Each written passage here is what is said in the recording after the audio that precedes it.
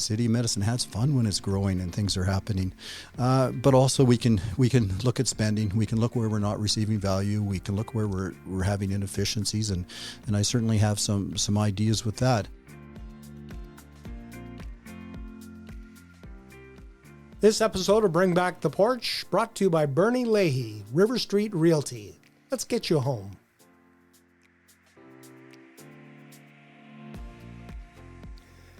And joining me on the porch this time is former mayor candidate Drew Barnes. Welcome, Drew. Oh, Brian, thanks for talking to me today. Yeah, the last time we talked, you were in the heat of the campaign. I was. It was a good campaign. It was a fun campaign. I'm grateful for all the support I received, and grateful for the opportunity for Medicine Hat. And now what have you been doing in the interim? Grandkids and some of my business interests, and spending time with my wife, Frances. Medicine Hat's such a great place to be. It is, even if it is snowing outside. We do need the snow, yes. You, like me, were following the last meeting of City Council, which was, boy, you talk about an information dump. There was an information dump there. The tri-annual report, which comes out, I think, 3 times a year, the end of April, the end of August. So that was the second one. And when I was watching it, and as I listened to what was going on, I was like the guy in the Trivago commercial, where they're checking out, and the one guy is paying $500 for his room. The other guy's paying $250, and he goes, "What? Wait, how?" Yeah, you want to be the guy paying $250. Well, the key metric in my head was like, we've got 8 years of reserves, and we're going to be out of money. And I went, "What? Wait, how?" Yeah, it was shocking. I'm kind of wanting to start though with 3 things. Very, very grateful for the support I got a month ago in the municipal campaign. Tens and tens of people told me at the doors that they couldn't absorb another 5.6% property tax increase before their assessments may go up and before the province may increase the education portion of your property taxes again. It was sad, Brian, when seniors told me they might have to sell their houses, or they were planning on it even, and younger families especially that needed more income for their affordability. So that's where it starts with, is we need City Council and the mayor and the city staff to be cognizant of where our citizens are at. Secondly, there is a situation where the desire for growth in the city, the fact that we have this great electric generation license, we can use that to attract industry. We need some kind of reasonable, manageable growth to increase that mill rate and make things happen. And then thirdly, and maybe most pertinent to this discussion in the last City Council meeting, was the reserves. If we're going to burn through, $28 or $30 million of operating reserves in the next 8 years, and then look into even higher substantial property tax increases, which we may face anyway this year because of some other spending, let's look at a way to address those sooner rather than later. And if we can't do it with growth, let's look at getting our spending in line. And that's what citizens told me. They not only felt they couldn't afford another 5.6 plus tax increase, a lot of them didn't feel they were seeing value for this increase in taxes. Yeah. You have been on the bandwagon, I guess. You probably built the bandwagon, even back in your days when you were in MLA, as you were always talking about fiscal responsibility. And here we are now, and it's staring us right in the face. Should the city be using its reserves, I guess is the question, to keep the taxes down? Is that the only option that we have? Oh, no, it's not the only option to grow and increase our mill rate. Our tax base is the easiest option and maybe the funnest option. City of Medicine Hat's fun when it's growing and things are happening. But also we can look at spending. We can look where we're not receiving value. We can look where we're having inefficiencies, and I certainly have some ideas with that. We're so fortunate, though, to have this electric generation license. First of all, the opportunity to provide reliable generation of electricity in a world of cell phones and data centers and cryptocurrencies. That's a real opportunity for Medicine Hat. So let's go sell that and see what we can do. Secondly, when it comes to the spending and the reserves, I think it was over the last 3 years that we made approximately $300 million generating electricity and selling it to the rest of Alberta on the grid. Tens and tens of millions of that was put into separate reserve accounts, $75 million for getting ready for the energy transition, another $75 million for abandonment of wells, the reclamation of those. Of course, that has to be done. And then some more into our generational fund. That money was recently put in there. So I think it's okay at this point to look at taking some out, especially the 25 to 30 million that it's generating per year in net revenue. So my plans in the campaign were 3 years of no property tax increases. I think the best way to do that is to look for savings every day, but use the reserves in the first year, and by year 2 and 3, let's get our spending in line and let's get some growth. We have to get some growth, and that was one of the key issues in the election campaign was economic development. But boy, in the last 4 weeks, I haven't heard a lot about that. Now, I didn't hear much about that around the council table in their discussions a week ago either. It seems to be again forgotten. Yeah, it's too bad, and it's sad. And of course, we've heard about a couple of retail stores closing in the last while, and that's going to maybe accelerate. But one of the reasons I like the idea of the 3-year property tax increase freeze is it gives the mayor and council something to sell. We've got the best people. We got great weather. We're a great community. But sometimes it takes a bit more than that when it comes to attracting investment in business. Brian, I also believe that this potential up to $700 million investment in a solar farm using potentially all of our reserves plus incurring some debt is going to scare away investment just because it's a future potential tax burden. So I think City Council needs to end that sooner rather than later. One of the items that they were discussing at the meeting was the $16 million that they had to add, I believe, to a fund to, I guess, pay for a new substation. Is that good money? Yes, that is good money. Our electric generation is essential. I understand that because this was delayed, because it was a bureaucratic process through the provincial government as well, that we weren't able to take advantage of some opportunities in the south part of the city, maybe especially residential development opportunities, but nonetheless still opportunities. So the substation needs to happen. In a world of increasing demand for electricity, we need to be the leaders in generating and selling to the rest of Alberta and Canada and providing affordable electricity for all Medicine Hat. That is the key, is that we, the people, own that utility, and everybody says, how come we're paying, the rates that we're paying? But at the same time, we also have to maintain that system. We can't kill the golden goose. Oh, absolutely. Upkeep is necessary. An eye on a long-term strategic vision, so make sure we take advantage of our opportunities is important as well. And the fact that the city was a bit behind on this substation, it's unclear to me whether it was the city's fault or the AUC's fault or the province's fault. But let's get it done now, and let's roll along. But we also have to be mindful of the fact that in a world of data centers and cryptocurrency, which are virtually the same thing, if we can attract job-providing manufacturers or income providers to Medicine Hat, because of that, let's do it. And we need a strong relationship, a strong partnership with the provincial government for that to if we need to look at the limits of our electricity generation exemption license. And we have the opportunity right now with Premier Smith as one of our 2 MLAs. Did we not do this 2017, 2018 with the HUD 8 when they came in?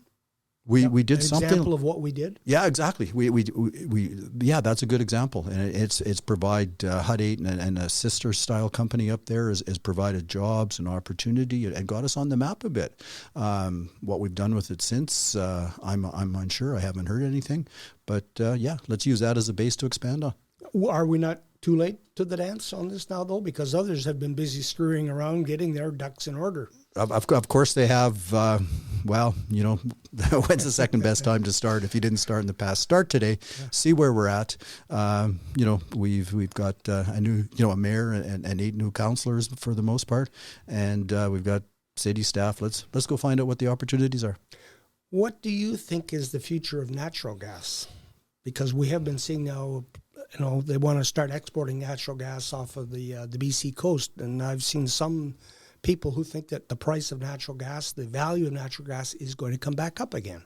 I absolutely believe it's coming back up again. natural gas stocks on the stock exchanges. The prices of most of these companies is very strong right now, particularly in America, where they have access and a different regulatory environment. I saw it at $4.45 3 or 4 days ago on the long-term price. And, Medicine Hat's in great shape there. We've, our gas field is overworked and under pressured for sure, but we still have 65,000 customers here in Medicine Hat, plus Redcliffe and Cypress County, and we have opportunity there too. And again, let's not forget that that's what built this city. It is the gas city. Gas city, Brian, and also though, when the price of gas falls, that just means that we can use a higher margin to turn natural gas into electricity. And I will say our electricity generation department has been very good at that the last 2 or 3 years, and let them continue. Now, the city embarked on a path a couple of years ago to shut down some wells. Maybe time to revisit that as well. Instead of closing them in and spending money to abandon them, maybe get them back into production again. Yeah. I on the campaign, I heard so many tales and stories about inefficiencies, about low producing wells that could have still had some life. So it's hard for me to know exactly what's accurate for sure. But I think somebody, and again, council and the mayor with a objective, fair-minded opinion needs to look at that and see what our opportunities are. Okay. Now, when we take a look at one of the issues that they talked about, and they only talked about it very briefly, and I think it was Councillor Young who brought up the full-time equivalencies of how many people work at City Hall, and he was scratching his head trying to get a handle on it. He said, corporations can tell you, like right now, how many people they have, and the city was like, well, they're doing their gazintas and stuff, and they have to get back to us.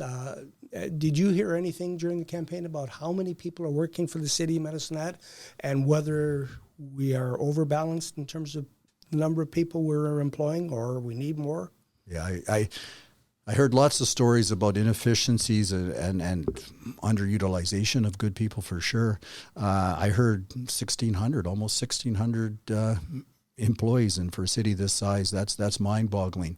I believe it's something like 70 positions that are unfilled right now, and then there's a considerable number of non-union managerial positions. So again, I think to prevent tax increases, property tax increases, and help our neighbors that really need it, one of the first things to do is let's make sure that those 69 positions that are unfilled are necessary to fill. Let's make sure, Brian, that money hasn't been put into the budget and isn't retrievable. I mean, if the position's empty, that money doesn't have to be spent and should be returned to the taxpayer for this year's budget. Let's look at the necessity of those managerial positions. Let's make sure that they're productive, necessary, and adding value for the taxpayer. And then I would also say that the number compared to other municipalities is high. I would encourage the mayor and the council and our good city managers to come up with a early retirement potential for city employees. Let's be fair to everybody that works there, absolutely. But if somebody's close to retirement or wants to take an earlier retirement and take a small package, and we can prove that we don't have to replace that person, let's offer some incentive and let's start to get the size of the city in line with a city that hasn't grown in 10 years until somebody can return some growth. The other metric that jumped off the page was the severance payments. And I know a lot of people on social media were going, what? Yeah. We're paying 9 people $1.1 million in severance? And again, back to the Travago. What? What, yeah. How? Yeah. It seems unfair compared to what's available in the private sector. It seems a burden on the taxpayer at a time that, again, property taxes are going up at a time that the affordability crisis is hitting us all front and center. I think that those contracts have to be reviewed. I think we need a new mechanism and a new situation, so severance is more fair.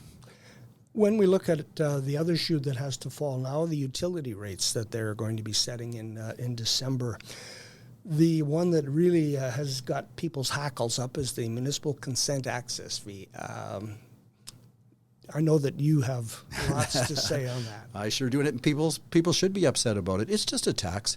It's normally in a situation in a town that doesn't own their own electric generation, their own utility, and they charge an access fee for EPCO, ENMAX, Direct Energy, whomever to come in and provide the electricity. Medicine Hat, we don't have a choice where we can go to.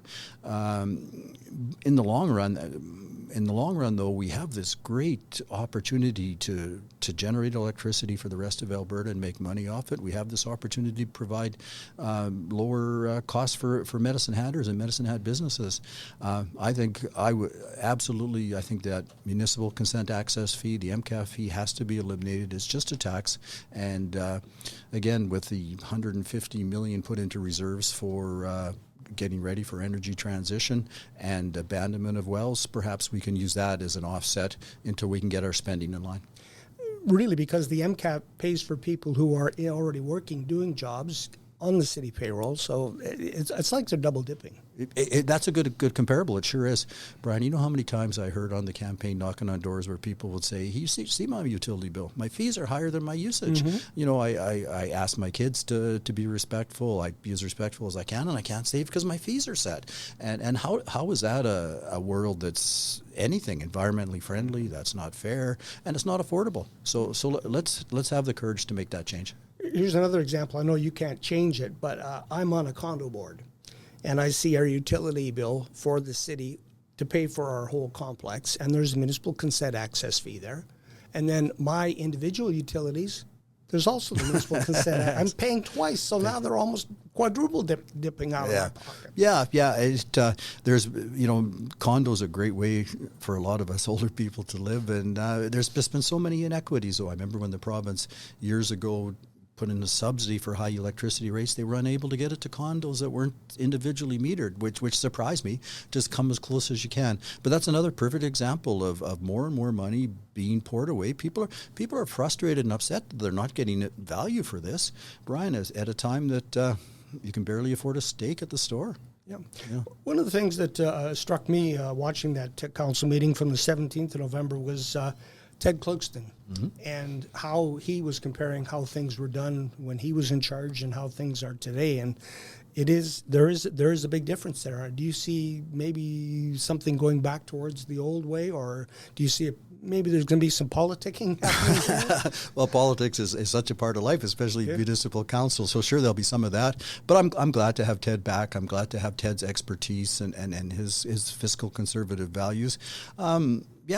Just because we did it 10 years ago doesn't mean it was wrong. Some of the smartest things were things that our grandparents did. So I would ask, the mayor and council when Ted or Bill Cox or Brian Varga or any idea that comes up this good, respect it.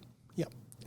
What do you think the future of this council will be and our city the next 4 years? The future of the city is bright. I mean, we're the best place to live. People, weather. I wonder about our location. Sure, we're not in that major artery between Edmonton and Calgary, or even south of it like Lethbridge is, but we're on two busy highways. We're next door to Saskatchewan, which is really a large part of Medicine Hat. So the future of Medicine Hat is bright. Council, I'm cheering for them. I'm hoping that they are able to remember what tens of hundreds of Medicine Hatters just told us at the doors. And in my case, 5,100 people voted for me that believed in a 3-year property tax increase freeze, believed in reasonable, manageable growth of 2,000 to 3,000 people per year, no development levies, and believed in, Medicine Hat coming up with a way to help the homeless, but holding vagrancy and criminal activity accountable. They do have a lot to do over the next 4 years, and I'm pretty sure that you and I will be watching from the sidelines with our popcorn. And I don't know about that, but and let's talk about that for a sec. I was surprised that the turnout in the election was only 37%. Now, my goodness, I heard Lethbridge was 20%. Yeah. It's always odd to me that federal election will have about 75% turnout. Yeah, it's crucial who runs Canada. But Ottawa's a long way away from here. Provincial election, a good turnout will be about 55%. But in municipal, the opportunity to be involved and shape your city, I'm surprised that the turnout wasn't higher. I heard some frustration with some long lineups. I heard some frustrations with how hard it was to know where to vote. It's one of the reasons I'm cheering for you guys here at Bring Back the Porch. We're in kind of a media desert right now, with losing chat after all those years of good communication. We need some ways to get the word out for all Medicine Hatters. Well, we will do what we can with the resources that we have because, like everybody else, funding is limited. I'm sure that we'll talk again, Drew. Brian, thank you very much. I so appreciate your time. Thank you.